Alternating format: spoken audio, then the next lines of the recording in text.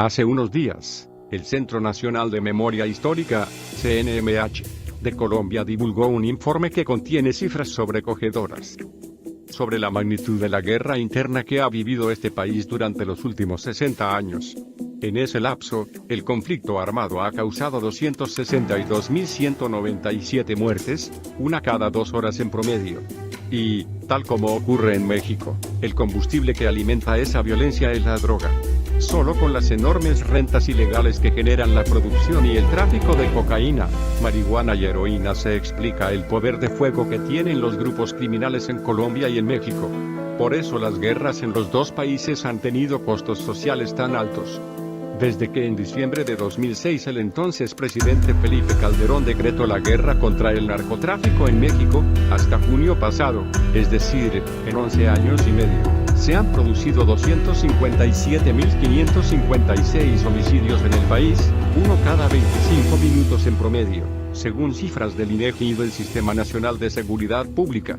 Esto significa que las guerras en Colombia y en México, los países que han pagado el costo más alto junto con los centroamericanos en la lucha mundial antidrogas, han dejado un saldo de 519.753 muertos, un número similar al de la población de Tuxtla Gutiérrez, Chiapas.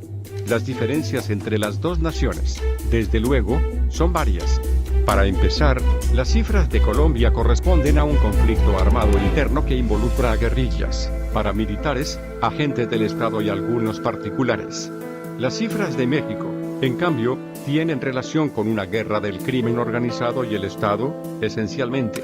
Por otro lado, México tiene una población 2.6 veces mayor que la de Colombia.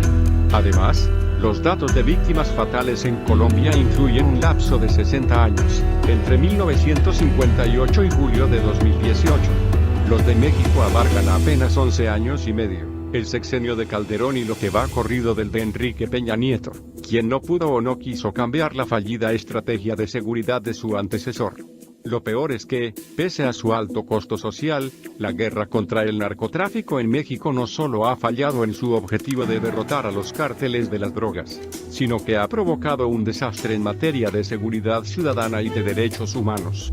Durante el sexenio de Calderón, 2006-2012, los homicidios aumentaron en 102% con relación al de su predecesor, Vicente Fox, y los cárteles alcanzaron un control territorial sin precedentes, lo que abonó el terreno para el surgimiento de grupos de autodefensas en Michoacán y Guerrero.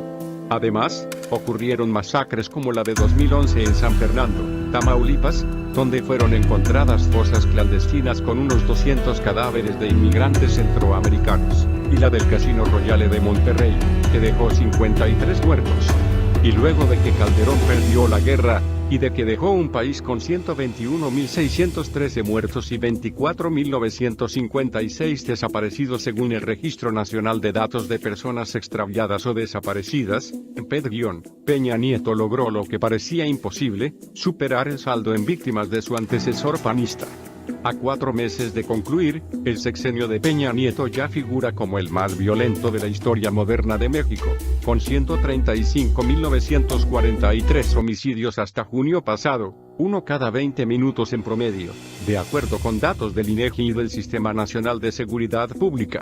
Además, el RPET indica que desde el inicio del gobierno del priista hasta abril pasado se reportaron 24.466 desaparecidos en el país, uno cada 2 horas en promedio.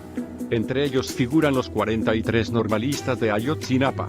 Memorial de Guerra en Colombia, el Centro Nacional de Memoria Histórica, CNMH, un organismo estatal cuya misión es contribuir a la reparación y el derecho a la verdad de las víctimas del conflicto y documentar los hechos de violencia, registra 80.514 desaparecidos en 60 años, casi 4 cada día. Además, otras 37.093 personas fueron víctimas de secuestro, y los actores del conflicto paramilitares, guerrilleros, agentes del Estado cometieron 15.687 ataques sexuales. En el mismo lapso se produjeron 4.222 masacres que dejaron 24.518 víctimas. De las más de 260.000 muertes ocurridas durante el conflicto armado, el 43% se atribuyen a paramilitares de extrema derecha, y 16% a la guerrilla. La labor de esclarecimiento y de memoria histórica que realiza el CNMH es considerada por especialistas en solución de conflictos como un elemento fundamental en la perspectiva de construcción de paz, democratización, reconciliación y erradicación de la violencia. A diferencia de México, donde la guerra contra los grupos armados ilegales no ha tocado fondo, a juzgar por el aumento de los homicidios en el sexenio de Peña Nieto han crecido un 15% con respecto al de Calderón. En Colombia hay un declive sostenido de la violencia asociada al conflicto armado. Por ejemplo, los asesinatos selectivos alcanzaron su punto más crítico en Colombia en 2002, cuando se registraron 16.393. El año pasado se registraron menos de 100. Y los homicidios también se ubicaron en 2017 en un mínimo histórico. Ocurrieron 11.718, que equivalen a 24 por cada 100.000 habitantes, el más bajo índice de los últimos 42 años. Un factor que explica esta caída es el acuerdo de paz con la guerrilla de las FARC, que se tradujo en el desarme de unos 12.000 hombres. Aunque unos 1.200 excombatientes han retomado las armas para involucrarse en actividades ilegales, como el narcotráfico, las reincidencias que se han visto hasta ahora están dentro de los parámetros de cualquier proceso de paz en el mundo. Mientras el entrante gobierno del presidente Iván Duque cumpla con los compromisos adquiridos por el Estado colombiano y apacigüe al sector más radical de su partido, el ultraderechista Centro Democrático, que ha prometido hacer trizas los acuerdos con las FARC, la violencia en Colombia seguirá en descenso. Otro escenario se abriría si Duque, quien asumirá la presidencia este martes 7, promueve en el Congreso o vía referendo modificaciones que alteren el sentido de lo acordado con las FARC, como impedir a los excomandantes de esa exguerrilla hacer política o hacerlos pagar con cárcel, y no con penas alternativas, los delitos graves que cometieron en el marco de la guerra. En ese caso, las disidencias de las FARC podrían aumentar y será más complejo para el Estado hacer frente a una nueva guerra cuyo principal combustible sería, de nuevo, la coca y su transformación en cocaína.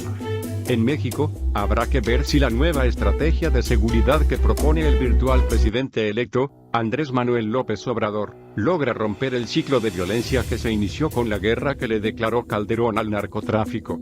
Más información en el blog delnarco.com.